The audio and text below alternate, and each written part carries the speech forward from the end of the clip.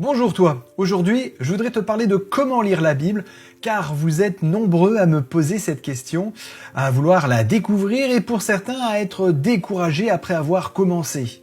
Je souhaite donc te partager une méthodologie qui a été utile à de nombreuses personnes.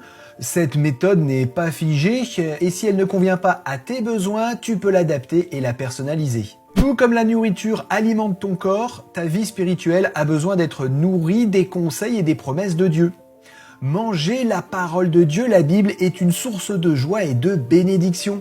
Pour affermir ta foi, il est important d'apprendre la façon dont Dieu a de tout temps conduit son peuple au cours de l'histoire, de reconnaître le soin quotidien qu'il prend de nous et de comprendre ses promesses. La source de telles infos se trouve dans les conseils que Dieu a donnés à ses prophètes tout au long de l'histoire et que l'on peut découvrir dans la Bible.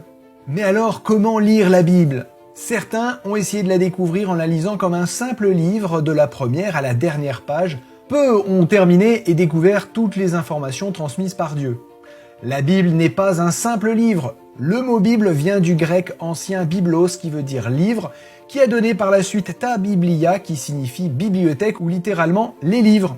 La Bible, c'est l'assemblage de 66 livres divisés en deux parties, le premier et le deuxième testament, communément appelés l'Ancien et le Nouveau Testament. Le premier testament comprend 39 livres et le deuxième 27. Ces livres ont été écrits par une quarantaine d'auteurs différents dont la plupart ne se sont jamais rencontrés.